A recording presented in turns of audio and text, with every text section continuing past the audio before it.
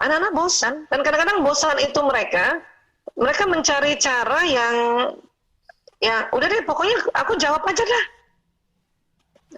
Ini harus kita pahami, anak bosan. Mau tingkat TK kayak tingkat SD, tingkat SMP, SMA, mahasiswa bosan. Bosan.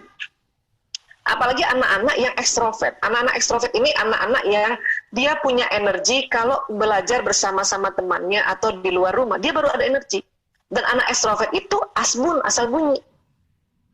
Menurut saya nggak semuanya yang begini ya. Menurut saya, karena anak-anak itu terbagi nanti ada watak ekstrovert, introvert, dan ambivert. Anak ekstrovert itu pasti bosan. Nah, dengan bosan, ya dia selalu mau cepat. Anak ekstrovert itu ciri khasnya mau cepat, mau lucu, mau dianggap, dan mau ketemu teman banyak, dan mau di luar. Nah sekarang pandemi lagi nggak boleh kemafain, ya. Dan asal bunyi memang. Jadi kalau tadi misalnya tadi ya, contoh tadi ya, yang tentang input, output, dan produknya apa, inputnya tangan. Satu harus ditanya dulu maksudnya apa. Maksudnya apa nih nak? Bisa jadi memang maksudnya dia adalah ya sesuatu yang dia sulit menjelaskan karena pengen cepet tadi nulis. Atau bisa jadi dia pengen asal bunyi aja supaya lucu. Sekarang kan anak-anak mencari cara bagaimana dopamin keluar atau yang dikejar pituitari. Nah karena anak-anak zaman sekarang dia cari lucu-lucuan, asal-asalan gitu. Ya kondisi sekarang ini memang targetnya nggak bisa seperti sebelum pandemi. Jadi kalau banyak orang tanya, Bu Aisyah, generasi ini nih, generasi virtual ini mau jadi apa dia? Nggak tahu. Jangankan mau jadi apa, sehat aja kita nggak tahu. Kita nanti bisa nggak ya dengan vaksin nanti kita bisa sehat semua? Nggak tahu. Ini harus diingat ini. Nggak tahu. Mau tanya siapa? Pak Joko Widodo. Tahu bagaimana nanti jadinya nih generasi virtual jadi? Nggak tahu beliau. Oh dunia aja nggak tahu. Saya terus terang kalau ibu-ibu tanya, Bu Aisyah gimana nanti kualitas generasi kita? Nggak tahu. Udah sehat aja syukur. Udah sehat aja syukur. Ini yang harus kita sadari sekarang. Kalau tadi pertanyaannya konteksnya virtual. Memang bukan kebodohan, kebosanan. Bosan anak-anak. Bosan. Ya, nah artinya begini. Dan kalau ditanya tadi, apakah mereka nyontek? Nggak tahu. Kenapa? Karena Bapak Ibu guru, Bapak Ibu dosen nggak bisa mengontrol mereka. Ini perbedaannya belajar sebelum pandemi yang tatap muka dengan yang online. Ini perbedaannya. Makanya kata Mas Menteri Pendidikan Budaya, Pak Nadiem, bahwa standarnya tidak bisa lagi seperti sebelum pandemi. Kita harus realistis.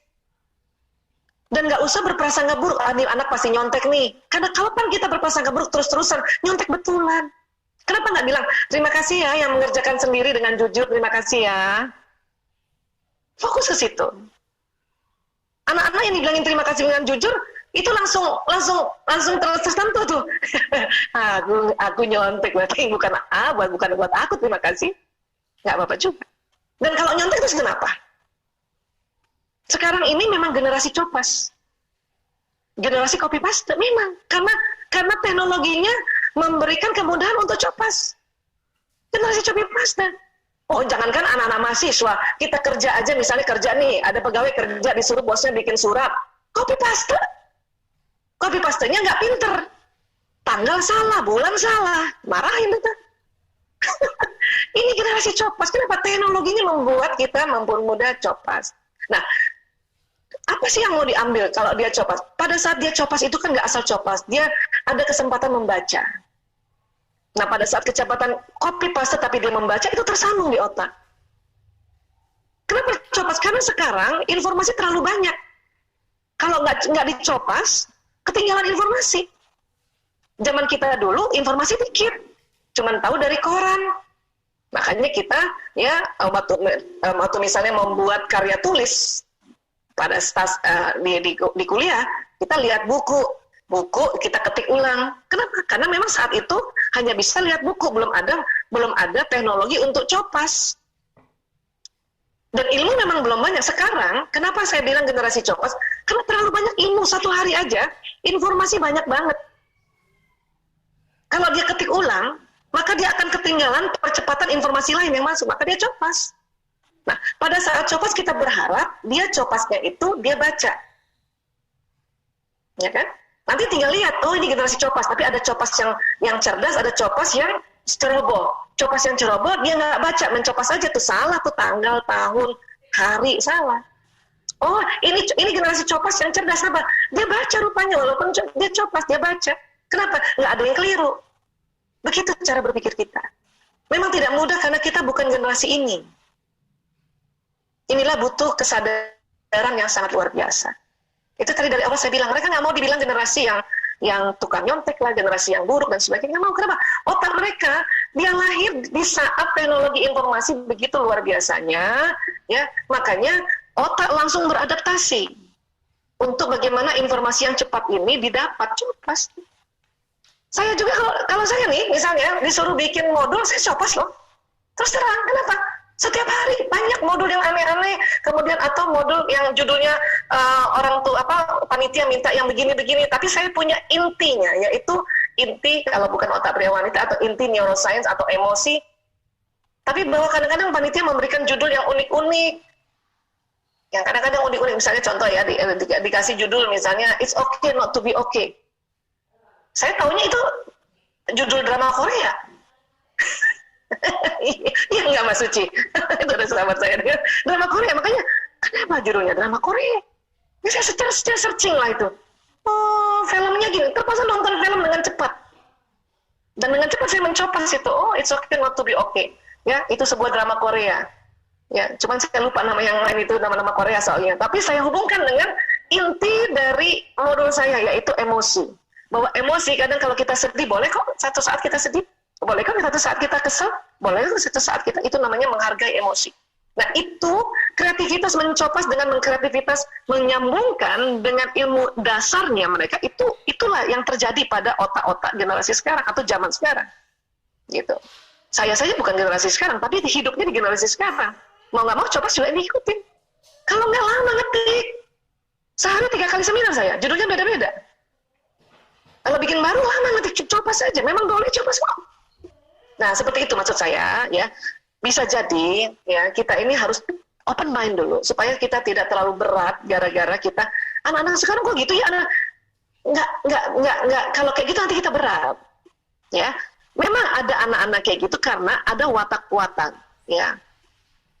Ada introvert, ambivert, dan extrovert. Extrovert itu kurang lebih 30%. Ya, ambivert juga sekitar 25%, introvert 40%, 45%.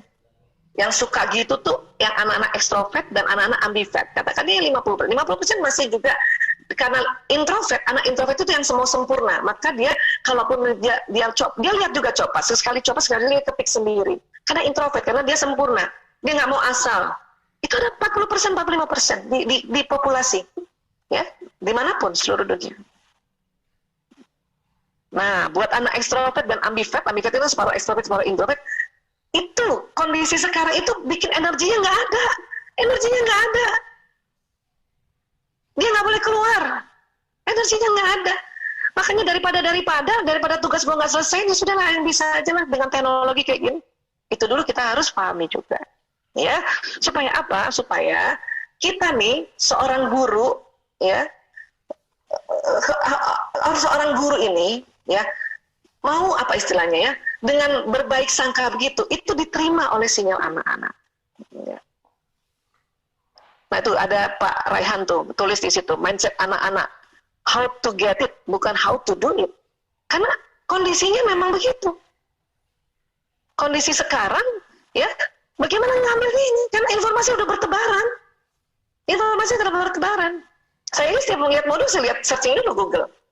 Kadang-kadang misalnya saya mau bikin modul seni menegur anak, saya pengen tahu juga si pedagog ini mau ngomongnya apa pendapatnya. Psikolog ini kita buka kan, pas buka lu kok sama saya semua nih. Kadang-kadang saya kaget loh, kok saya juga nih, gitu. Nyari siapa narasumbernya seni menegur, loh, kok saya kadang-kadang kayak gitu. Berarti padahal saya nggak pernah masukin di Google. Orang-orang ini masukkan ke Google gitu. Informasi terlalu banyak sehingga tinggal diambil. Sekali lagi, hargai dia punya generasi. Kalau kita banding-bandingin dengan kita, maka sinyal yang keluar dari kita itu, sinyal ketidaknyamanan. Makanya anak-anak bilang, aduh vibrasinya guru ini nggak enak, vibrasi nyokap gue nggak enak, vibrasinya dosen ini nggak enak. Ini yang maksud saya, kenapa? Dan itu nggak mudah loh. Saya sendiri nggak mudah. Perlu perenungan. Mohon sama Allah, ya Allah. Mohon petunjukmu, ya Allah. Bagaimana saya bersikap dengan anak-anak zaman sekarang. Itu Allah kasih bukakan itu. Memang begitu, Aisyah. Rasanya gitu. Seperti ada yang nuntun. Ya, teknologi ini banyak. Karena informasinya harus banyak. Satu hari ini, kalau zaman dulu kita satu hari dapat informasi dari TVRI. Dunia dalam berita. Cuma dari situ doang. Korannya Pos Kota, Kompas, sama Sinar Harapan, cuman gitu doang. Majalahnya Kartini sama Femina, cuman dari situ. Sekarang TV online-nya banyak, surat kabar online-nya banyak, ya majalah online-nya banyak.